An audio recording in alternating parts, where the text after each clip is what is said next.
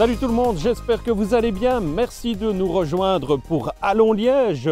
Nous sommes à Wiogne, sur le site de l'école des jeunes du RFC Liège. 600 footballeurs en herbe répartis en une quarantaine d'équipes fréquentent régulièrement ce lieu. La formation, c'est la base de la pyramide, comme dirait le président Lacombe. Et au sommet, il y a bien sûr l'équipe première. On va tout de suite prendre de ces nouvelles dans le récap du mois. Avec une équipe taillée pour jouer la montée, Zulte Waregem marque son territoire dès la 12e minute à Raucourt, 0-1 par Machado. En seconde période, Adriano Bertaccini, qui dispute son dernier match en sang et marine, essaye de planter un cadeau d'adieu, mais le gardien adverse bloque la tentative. C'est finalement encore un but visiteur qui tombe. Et Zulte alors.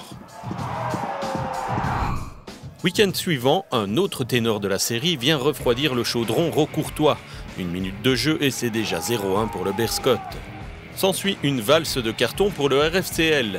Ryan Merlen, 2 jaunes, Pierre Drouguet exclu du banc et Abian Arslan, rouge direct. Pendant ce temps-là, on se demande comment le Berscott est toujours à 11. Bref, les valeureux liégeois égalisent à la 55e. Ils ne craqueront que dans le dernier quart d'heure. En match d'alignement de la 18e journée, Liège court après le score dès la 20e minute de jeu. 10 minutes plus tard, Cassio provoque l'égalisation. Chanceuse, mais logique au vu du match livré au Heysel. Quant à Arslan, il rentre au vestiaire avant tout le monde. Faudrait perdre cette mauvaise habitude. Dès la 12e minute de jeu, le plus long déplacement de l'année est déjà rentabilisé par Yannick Lomba. Mais quelle superbe frappe! À la 73e, il remet ça. Merlen lui glisse le ballon et boum, 0-2 pour Liège. Lomba peut aussi remercier au passage le numéro 3 de stand. Après ce succès à la côte, les Liégeois occupent la 8e place du classement. C'est au début des années 70 qu'Yves Barré, icône du FC liégeois, et son frère Guy ont créé ce site dédié au football sur des champs familiaux. L'Académie du Matricule 4 y dispose aujourd'hui d'un potentiel de 10 terrains de foot. Même s'ils disputent leurs matchs à Raucourt, les U21 élites sont passés par ici au cours de leur formation.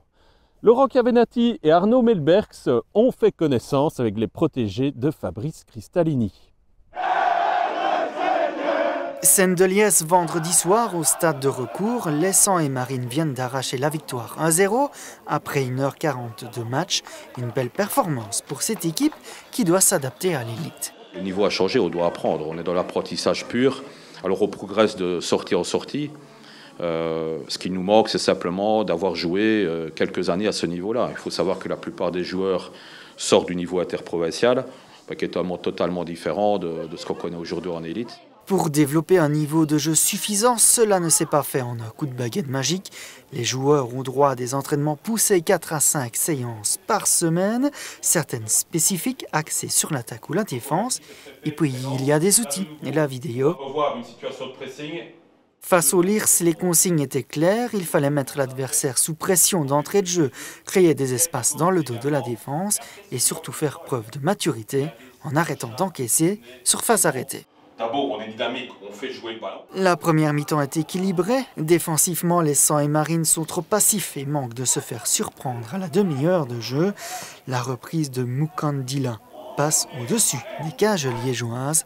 C'est 0-0 au repos. À la mi-temps, on a resserré un peu les boulons parce qu'il y avait quelques joueurs qui ne respectaient pas les consignes, leur position, même si sur l'envie et la détermination, il n'y avait pas grand-chose à redire. Mais le foot, surtout à ce niveau-là, ça se joue sur des détails. En deuxième période, Liège se montre plus agressif, l'intensité de jeu augmente, le pressing est plus intensif. Le but tombe quelques minutes avant la fin. Dans une rencontre équilibrée, Sacha Cornet remonte la moitié de terrain adverse seul et se joue de l'indéfense au terme d'un beau sprint.